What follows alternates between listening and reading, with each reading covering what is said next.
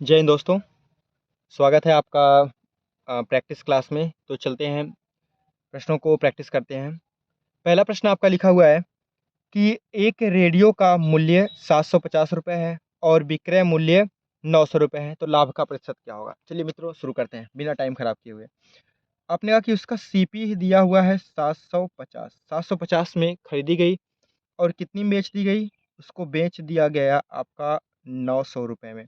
तो यहाँ से कितने का लाभ हुआ, तो जो आपका लाभ आया वह आया आपका, घटा लीजिए, तो 150 रुपये का लाभ आया। कितने रुपए का लाभ आया, 150 रुपये का लाभ। आप जानते हैं कि लाभ और हानि हमेशा वस्तु के क्रय मूल्य पर होती है। व्यक्ति जितने में खरीदता है वस्तु, उसी पर तो उसको लाभ और हानि होती है ना। तो कितने में खरीदा हुआ है, 750 रुपये में, और 750 रुपये पर उसे कितने का लाभ हुआ, 150 रुपये का। तो 150 रुपये का लाभ कितने रुपए पर, 750 पे प्रतिशत के लिए आप किससे गुणा करते हैं, 100 से। एक जीरो से एक जीरो काट दीजिए, 15, 15 पचे 75, 5 है यहाँ पे, काटेंगे 100 को तो कितना हो जाएगा, 20 पंजे 100, यानी कितने प्रतिशत का लाभ होगा, उसको लाभ होगा मित्रों 20% का आपका लाभ होगा। ठीक है, चलते हैं आगे बढ़ते हैं।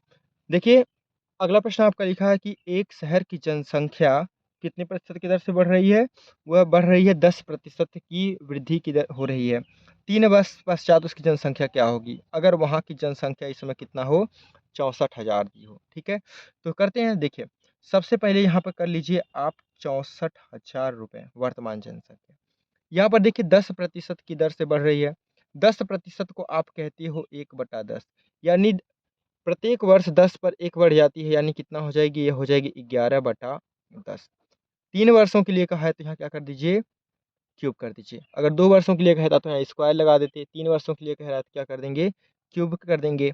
यही पर यहाँ पर रख दीजिए, कितना हो जाएगा आपका 11/10 का क्या, क्यूब।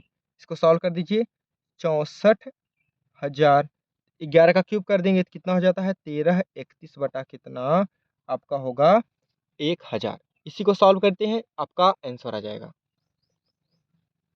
काटिए इसको, तो ये 3 जीरो से ये 3 जीरो कट गया। अब यहाँ पे आपका बचेगा कितना, 84 गुणे 1331।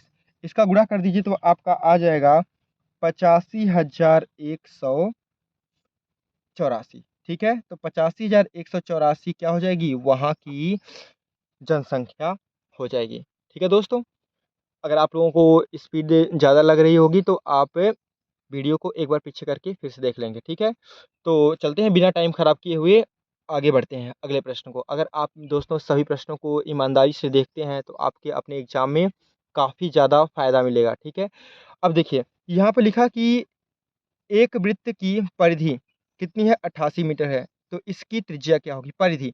सबसे पहले देखिए ये वृत्त है। ठीक है, अगर इसकी त्रिज्या r होती, इसकी परिधि क्या होती है, परिधि होती है 2πr। ठीक है, यही परिधि कितना दिया हुआ है, परिधि। ठीक है, परिधि दिया हुआ है 88 मीटर। ठीक है, यहाँ से रख दीजिए 2, पाई का मान 22/7 और r बराबर कितना, 88 मीटर। तो देखिए 22 दूनी के 44, ये 22 दूनी के 44 और इससे 44 से काटेंगे तो कितनी बार हो जाएगा, 44 दूना 88, यानी r/7 बराबर कितना, 2। तो यहाँ से गुणा कर दीजिए तो r बराबर कितना आ जाएगा, r बराबर आ जाएगा 7 दूनी के 14। ठीक है, कितना आ जाएगा, 7 दूनी के 14 मीटर हो जाएगा। ठीक है, अब देखिए अगला आपका त्रिकोणमिति से पूछ लिया था कि त्रिकोणमिति में साइन 15 अंश का 45 अंश का मान। मित्रों आपको पता होना चाहिए, ये तो बेसिक फार्मूला होता है, याद होना चाहिए। सभी टेन और काट साइन कोसेक सेक का मान याद होना चाहिए। तो साइन 45 अंश का मान आप जानते हैं कि 1/करड़ी में 2 होता है। ठीक है, तो 1/करड़ी में 2, उसको आप याद रखेंगे। ठीक है दोस्तों, देखिए अब आप इस प्रश्न को वीडियो रोक कर देख सकते हैं। तो वीडियो रोक कर अगर आपने कर लिया है तो मैं आगे बढ़ता हूँ। देखिए, मोहन की उम्र उसके पिता की उम्र का 1/3 है।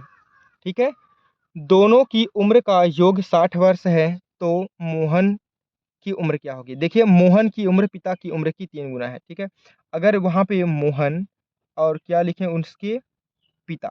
ठीक है, मोहन कह रहा कि अगर 1 होगा तो पिता कितने होंगे भाई, 3 के होंगे। वही तो कहा है ना कि मोहन की उम्र पिता की उम्र की क्या है, 1/3 है। अब पिता हो जाएंगे 3 के और मोहन कितने का होगा, 1 का, तो इनका योग ही तो दिया है। देखिए इनका योग कितना दिया हुआ है, 60 वर्ष दिया हुआ है। तो इन दोनों का योग करेंगे तो इनका योग कितना आ जाएगा मित्र, 3 और 1 कितना हो जाएगा, 3 1 हो जाएगा 4। 4 को ही प्रश्न में कितना रखा है, 4 को रखा है 60, तो 4 एक नम 4 और यहाँ से काट देंगे 15 चौक के 60, यानी 1 बराबर कितना आ जाएगा, 1 बराबर आ जाएगा 15। 1 बराबर कितना आ जाएगा, 1 बराबर आ जाएगा 15। तो क्या पूछा है, मोहन की उम्र क्या होगी, तो मोहन यहाँ कितने का है, 1 का है, तो क्या हो जाएगा 15 वर्ष का हो जाएगा मोहन, क्योंकि 1 को ही कितना कह रखा है प्रश्न में, 1 को प्रश्न में कह रखा है 15। ठीक है दोस्तों, अगर आप लोगों को समझ में आ रहा है तो पूरा क्लास देखिएगा, आप लोगों को बहुत मजा आएगा। ठीक है, बहुत अच्छे अच्छे प्रश्नों को आज हमने करवाया हुआ है आपको। ये आपके क्या कहते हैं, क्लर्क और टेक्निकल जीडी सभी प्रश्नों को मैंने आज मिलाकर एक ही में सॉल्व किया हुआ है। तो देखिए, कहा है कि यदि 7 आदमी एक कार्य को 16 दिनों में कर सकते हैं तो 4 आदमी उसी कार्य को कितने दिन में कर लेंगे। ठीक है दोस्तों, आप लोग जानते हैं फॉर्मूला होता है M1D1H1 बटा WN बराबर क्या होता है, M2D2H2 बटा W2 होता है ना। तो वहीं से इसको कर दीजिए, कितने आदमी, 7 आदमी एक कार्य को 16 दिन में कर सकते हैं। देखिए 7 आदमी एक कार्य को 16 दिन में कर सकते हैं, तो उसी कार्य को कितने आदमी, उसी काम को 4 आदमी कितने दिनों में करेंगे। तो मान लीजिए हम दिन में करेंगे, काट दीजिए, 4 एक नम 4, 4 चौक के 16, यहाँ से इसका गुणा कर दीजिए, 7 चौक 28, यानी 4 आदमी उस काम को कितने दिनों में कर देंगे, 4 आदमी उस काम को कर देंगे आपका 28 दिनों में आपका काम हो जाएगा। चलिए दोस्तों, अगला प्रश्न आपका देखिए दशमलव के भाग पर आधारित है, लेकिन इससे आपको घबराना नहीं है। कैसे, बहुत ही आसान तरीके से आप इसको कर पाते हैं। तो लिखिए 45, अब यहाँ भागा लिखा हुआ है तो आप ऐसे लगा लीजिए 0.0009।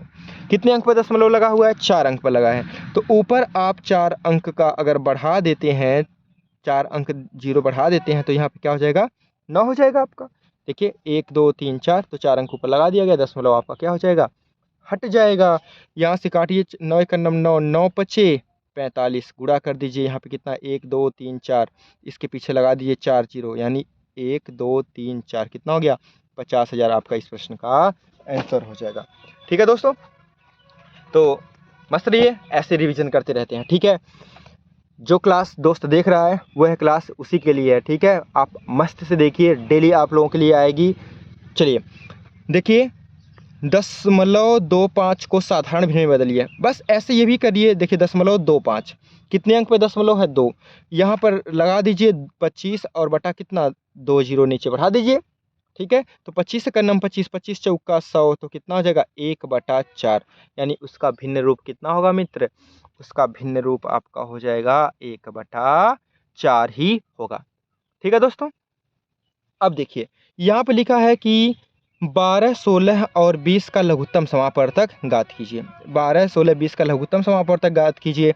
तो आपको बहुत सारे रास्ते पते होंगे। देखिए ऐसे कर दीजिए, 12 16 और कितना 30, ऐसे कर दीजिए। ऐसे करेंगे कितना हो जाएगा, 2 से काटेंगे 6 8 और कितना हो जाएगा 15, फिर 2 से काटिए तो 3 4 और यहाँ कितना हो जाएगा 15, फिर काट दीजिए किससे आप, 2 से काट दीजिए तो 3 2 और कितना 15, फिर 2 से काट दीजिए तो कितना हो जाएगा आपका, यहाँ से हो जाएगा आपका 3 1 और 15, फिर काट दीजिए 3 से तो 1 और यहाँ से कितना आ जाएगा 5 आ जाएगा, फिर आपका लास्ट में कितना बार हो जाएगा आपका 5 बार जाएगा, यानी कितना टोटल हो जाएगा। देखिए 2 दूनी के 4, 4 दूनी के 8, 8 दूनी के 16, 16 16 दूनी के 32। ठीक है, और 32 पाँचे, ठीक है, ऐसे कर सकते हैं, या इसको आप ऐसे लिख भी सकते हैं। देखिए 2 गुणे 2 गुणे 2 गुणे 2 कितनी बार है, 1 2 3 4 गुणे कितना 3 गुणे 5, तो लिख दीजिए 2 दूनी 4 दूनी 8 दूनी 16, 16 तियाँ 48 और 48 चौके कितना हो जाएगा आपका, 48 चौके हो जाएगा 240। तो इसका क्या हो जाएगा आपका, ये इसका हो जाएगा आपका लघुत्तम समापवर्तक। ठीक है, अब देखिए अगला प्रश्न आपका दिया हुआ है त्रिभुज से कि मित्र यदि एक त्रिभुज के दोनों कोण 30 और 105 हों तो तीसरा कोण क्या होगा। देखो दोस्त, आप जानते हैं कि त्रिभुज त्रिभुज है ना मित्र, त्रिभुज के तीनों अंतःकोणों का योग, तीनों, ठीक है, कोणों का योग कितना होता है? 180 अंश होता है। कितना होता है मित्र? 180 अंश होता है। अब देखिए, अगर यह आपका दे दिया है मान लीजिए 105, यह दे दिया है आपका कितना 30, तो यह कोण कितना होगा? यक्स हो गया, यानी 30 प्लस 105 प्लस यक्स बराबर कितना? 180 होगा आपका। इन दोनों को जोड़ दीजिए तो कितना हो जाएगा? 145, ठीक है, 145, 135 माफ करें, कितना? 135, ठीक है, क्योंकि ये, ठीक है, 135 प्लस एक्स बराबर कितना? 180। 135 को उधर ले घटा दीजिए तो कितना हो जाएगा? 180 माइनस 135, 5 में से 10 में से 5 गया 5, और यहाँ से कितना हो गया?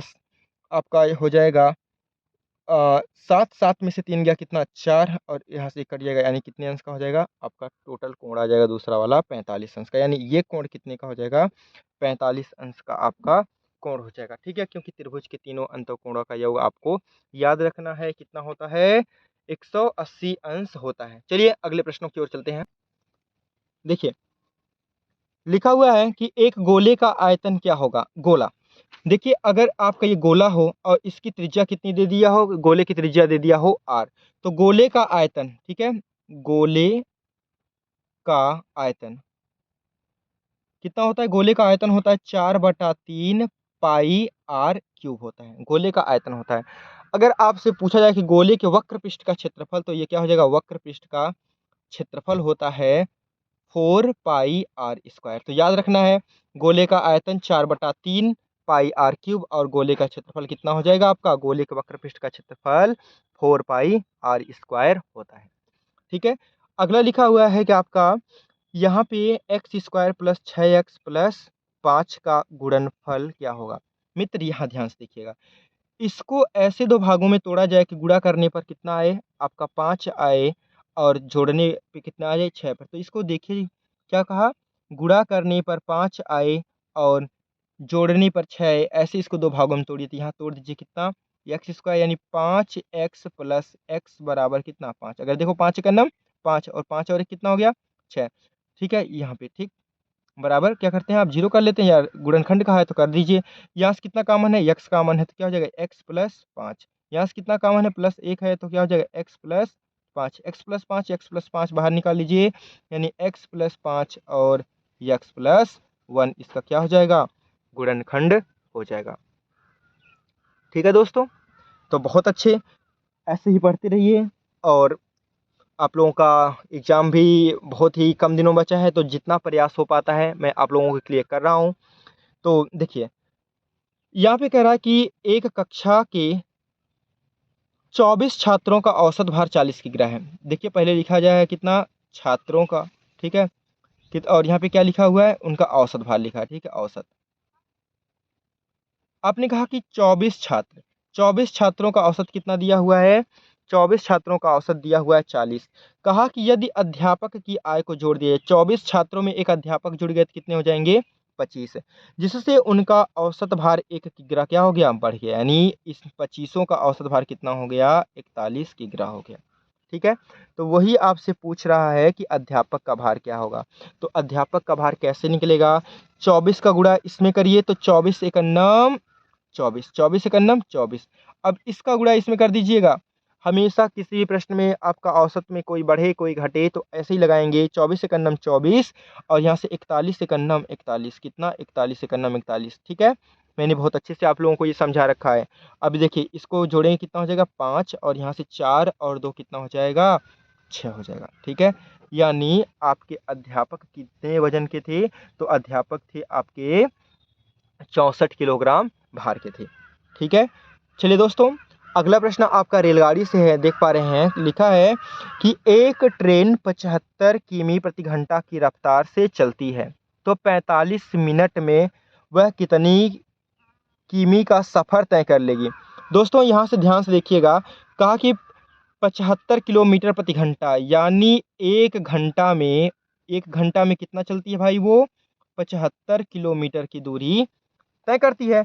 अब यहाँ ध्यान से देखेंगे दोस्तों, तो अगर इसको हम लोग देखें तो 1 घंटा बराबर 60 मिनट, कितना मिनट? 60 मिनट, यानी 60 मिनट में कितना चलती है? वो है, चलती है 75 किलोमीटर।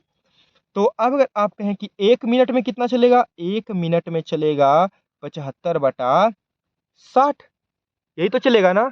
लेकिन आपको 1 मिनट का नहीं निकालना है, कितने मिनट का निकालना है, 45। तो 45 से गुणा इधर कर दीजिए, 45 से गुणा इधर कर दीजिए, तो आपका कितना आ जाएगा, आपका आंसर आ जाएगा। चलिए सॉल्व करके देखते हैं क्या आता है आपका आंसर।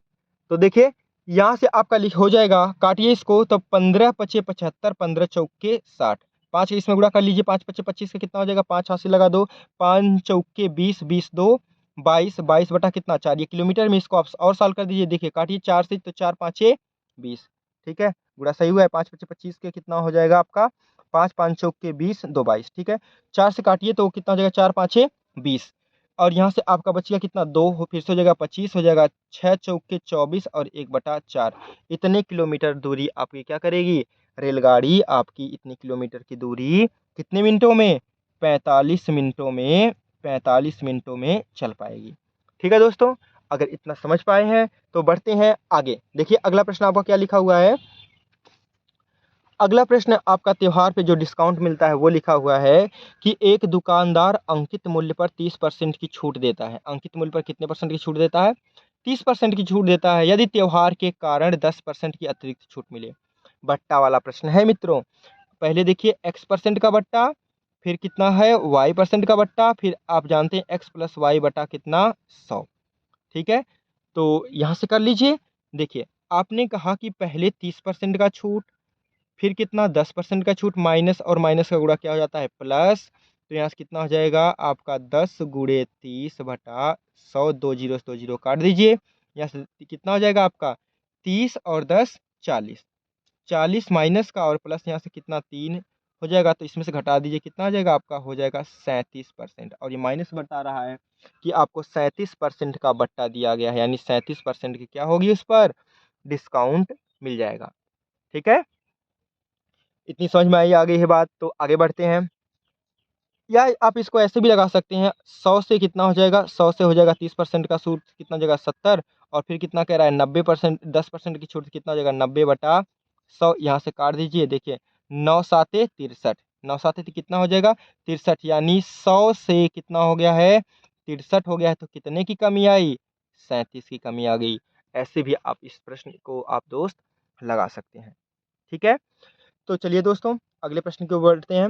लिखा है कि रीना हर महीने अपने पोस्ट ऑफिस बैंक खाते में 60 रुपये जमा करती है, जो कि उसके मासिक वेतन का 10% है। ठीक है, तो उसका मासिक वेतन क्या है, देखिए दोस्तों यहाँ पर देखिए वह अपने मासिक वेतन का 10% जमा करती है। उसने अपने मासिक वेतन का कितना जमा किया है, 10% जमा किया है, और कितना रुपया जमा किया है, 60 रुपये जमा किया, यानी कितना आसान प्रश्न, 60%, 10% बराबर 60 रुपये। तो कह रहा है उसका मासिक वेतन क्या होगा, किसी भी व्यक्ति का मासिक वेतन 100% होता है, तो यहाँ 10% बराबर कितना है 60 है, तो एक जीरो बढ़ा दो, 100% बराबर कितना हो जाएगा 600 हो जाएगा मित्रों। बस यही आपका क्या हो जाता है, आंसर हो जाता है। ठीक है, इतनी बात अगर आपको समझ में आ गई है तो चलते हैं बढ़ते हैं अगले प्रश्न की ओर। अगला प्रश्न आपका लिखा हुआ है, ध्यान से इस पर फोकस करेंगे कि ए किसी काम को 10 दिनों में कर सकता है। ए किसी काम को कितने दिनों में कर सकता है, 10 दिनों में कर सकता है। उसी कार्य को बी 15 दिनों में कर सकता है। उसी कार्य को बी कितने दिनों में कर रहा है, बी 15 दिनों में मित्र उसी कार्य को कर रहा है। तो देखिए इन दोनों का एलसीएम ले लेंगे, इनका एलसीएम कितना हो जाएगा 30, तो 10 तियाँ 30, 15 दूनी के 30। कह रहा है कि दोनों एक साथ उस कार्य को कितने दिनों में करेंगे, तो ए और बी की एक साथ क्षमता कितना हो जाएगी 5 हो जाएगी, एक साथ उनकी क्षमता कितनी 5 हो जाएगी। तो टोटल काम कितना है 30, 30/5 सॉल्व करेंगे, यानी 6 दिनों में, यानी दोनों मिलकर उस कार्य को कितने दिनों में करेंगे 6 दिनों में। फिर से देखिए ए 10 बी 15, दोनों का एलसीएम कितना हो जाएगा 30, यहाँ से 3 आएगा, इससे भाग देंगे तो कितना आएगा 2, तो 3 2 5, काट देंगे कितना आएगा आपका आ जाएगा 6 दिन। ठीक है दोस्त, इतनी बात समझ में आ गई है, तो आगे बढ़ते हैं। देखिए कहा है कि ए का 20% बराबर है, ठीक है, 2 का 20% बराबर है, ऐसे लिखिए 2 का 20% हटाने के लिए ऐसे कर देते हैं, इसका यहाँ से एक काट दीजिए, यहाँ से कर दीजिए, 2 दूनी के 4 बटा कितना 10, ठीक है। 1 अंक पे दशमलव लगा दीजिए, यानी 0.4। यही मित्र आपका क्या हो जाता है आंसर। हमेशा देखिए इसको 20 से आप 100 नहीं काटेंगे, 100 काटते तो आपको फिर काटना पड़ता है दशमलव। तो ये बेस्ट अप्रोच होता है आपको कैलकुलेशन में भी टाइम बचाने का, कि दो पहले एक जीरो काट दीजिए फिर गुणा कर लीजिए, ठीक है। तो 2 दूनी के 4, 1 अंक बचा हुआ है, दशमलव के 10 बचा हुआ है, तो 1 अंक पर दशमलव आपका लग जाएगा, यानी 0.4 आपका इस प्रश्न का आंसर हो जाएगा, ठीक है। देखिए मित्रों, लिखा है एक बेलन का संपूर्ण पृष्ठ ज्ञात कीजिए। देखिए बेलन, यह आपका अगर बेलन बनाते हैं, ठीक है, तो बेलन, ठीक, वेलन का संपूर्ण पृष्ठ क्या होता है, तो सबसे पहले वेलन का वक्र पृष्ठ और ये दोनों मिलाकर जोड़ते हैं, तो वेलन के वक्र पृष्ठ का क्षेत्रफल क्या होता है, वेलन का वक्र पृष्ठ होता है आपका 2πr/h, ठीक है। अगर इसकी ऊंचाई h हो और इसकी त्रिज्या r हो, तो इसके वेलन के वक्र पृष्ठ का क्षेत्रफल क्या होता है, वक्र पृष्ठ, ठीक है, वक्र पृष्ठ, ठीक। तो वक्र पृष्ठ का क्षेत्रफल ये हो गया, लेकिन संपूर्ण पृष्ठ पूछा है, तो देखिए ऊपर आपको एक आपका वृत्त दिख रहा होगा, नीचे भी एक आपका वृत्त है, यानी वृत्त का क्षेत्रफल जोड़ दीजिए। वृत्त का क्षेत्रफल क्या होता है, πr²। तो यहाँ से एक πr², यहाँ से एक πr², कितना हो जाएगा, 2πr²। तो देखिए यहाँ पे 2πr यहाँ से, तो यहाँ से 2πr कॉमन ले लीजिए, तो क्या होगा h+r। यही मित्र आपके क्या होता है, बेलन के संपूर्ण पृष्ठ का क्षेत्रफल हो जाता है, ठीक है दोस्तों। अगर इतनी बात समझ में आ गई है तो हम लोग आगे बढ़ते हैं। देखिए आगे कैसे हो, चलिए दोस्तों, लिखा है कि 3 परिणामों का औसत कितना दिया हुआ है, 46 दिया है। पहले 2 परिणामों का औसत कितना दिया है, 25। देखिए अगर एक परिणाम ए, बी और क्या हो सी, तो तीनों का औसत कितना दिया हुआ है, औसत दिया हुआ है 46। तो इनका योग निकाल दीजिए, योग निकालेंगे तो कितना हो जाएगा, 46 गुणे 3 कर लीजिए, 6 त्रिक 18, 4 तियाँ 12 और 1 13, ठीक है। 6 त्रिक 18 और 4 तियाँ 12 और 1 13। कहा है कि पहले 2 परिणामों का औसत 25 है। पहले 2 परिणाम, देखो ये परिणाम यानी ए और बी का औसत उसने कितना दे रखा है, 25। तो इसका कितना हो जाएगा भाई, 25 गुणे 2 यानी कितना हो जाएगा, 50 हो जाएगा। तो क्या पूछा, तीसरा परिणाम ज्ञात कीजिए, यानी सी का मान आपसे क्या कर रहा है, पूछ रहा है। तो देखिए a + b + c अगर यहाँ पे देखा जाए तो कितना है, 138 है, और इसमें a और b जो है कितना है आपका, a और b है 50। तो c कितना हो जाएगा भाई, इसमें से घटा दीजिए, तो यहाँ हो जाएगा 8, घटाएंगे कितना हो जाएगा 8, और यहाँ से कितना हो जाएगा 8 5 13, ठीक है। यहाँ से हो जाएगा कितना आपका 88, ठीक है दोस्तों। तो घटा कर देख लीजिए, आपका आ जाएगा देखिए 8, और यहाँ से कितना हो जाएगा, घटाएंगे दोबारा कितना हो जाएगा 8, 8 5 13, ठीक है। तो आपका इसका कितना हो जाएगा 88, ठीक है, परिणाम क्या हो जाएगा 88 हो जाएगा। चलिए दोस्तों, अगला यहाँ पर देखिए क्या है कि इतने को सॉल्व करिए। तो देखिए मित्र, बहुत ही आसान होता है ऐसा प्रश्न, सबको एक समान हर में बदल दीजिए। यहाँ 2 बटा कितना है, 9 है, यहाँ कितना है आपका 4/3 है, और यहाँ पे क्या है आपका, यहाँ पर है आपका 6/18। तो इसको आप लिख दीजिए 2/9, ठीक है। इसको 9 बना लीजिए, अब इस 3 को 9 बनाएंगे तो 3 से गुणा नीचे कर दीजिए, 3 से गुणा ऊपर कर दीजिए, तो कितना हो जाएगा 12/9। और यहाँ देखिए 18 है ना, तो इसको 2 से भाग दीजिए, यहाँ से कितना हो जाएगा 3, और यहाँ से कितना हो जाएगा 9। जब सब संख्याओं में आपका हर समान हो तो कैसे जुड़ता है, 9 2 + 12 + 3, 12 3 15, 12 क्या हो गया यहाँ पे +3 है ना, 12 और 3 15, 15 2 कितना हो जाएगा आपका 17, यानी 17/9 आपका इस प्रश्न का क्या हो जाएगा मित्रों, आंसर हो जाएगा, ठीक है। तो चलते हैं अगले प्रश्न की ओर, ठीक है। अगला प्रश्न आप अपने स्क्रीन पर देख रहे हैं कि एक परीक्षा में 40% छात्र असफल हुए, यदि फेल छात्रों की संख्या कितनी हो, 240 है, तो परीक्षा में कुल कितने छात्र उपस्थित थे। देखिए दोस्तों, आपने कहा कि टोटल हैं 40% क्या हो गए हैं, फेल हो गए हैं, ठीक है। तो अगर आपके टोटल 100 हो, 100 में से 40 फेल हैं, तो कितने पास हैं, 60 पास होंगे। 60 क्या होंगे भाई, पास होंगे। जो मेहनत से पढ़ेगा, पूरी क्लास शिद्दत से करे होगा या कहीं भी पढ़ा होगा, वही क्या होगा भाई, पास होता है। बाकी तुक्केबाजी सट्टे के चक्कर में कहीं भी किसी का सिलेक्शन नहीं होता है। तो ईमानदारी से पढ़िए, ठीक है। चलिए दोस्तों, कहा कि तो परीक्षा में कुल कितने होंगे, आपने कहा कि देखिए फेल कितने हैं, 40 हैं, तो 40 क्या कहा है, असफल छात्रों का यदि फेल छात्र कितने हो गए, 240, यानी 40% को ही उसने कह रखा है 40% को कितना कहा हुआ है, 40% को कहा हुआ है 240। तो यहाँ से काटिए, 0 से 0 कट गया, 1 बराबर कितना हो जाएगा, 1 बराबर 6। यानी 1% बराबर मित्र अगर आपका 6 आता है तो 100% बराबर कितना होगा, 2 जीरो बढ़ाइए और 2 जीरो ही आपका कितना हो जाएगा, यह 2 जीरो आपका हो जाएगा 600। ठीक है, तो चलिए इसी प्रकार आपका यहाँ पर देखिए, इसको सेकंड लास्ट बनाते हैं। लिखा है कि यदि एक कार 100 किलोमीटर की दूरी 25 मिनट में तय करता है तो कार की गति क्या होगी। देखिए आपने कहा कि कार 25 मिनट में, कितने मिनटों में, कार 25 मिनटों में चलती है 100 किलोमीटर की दूरी।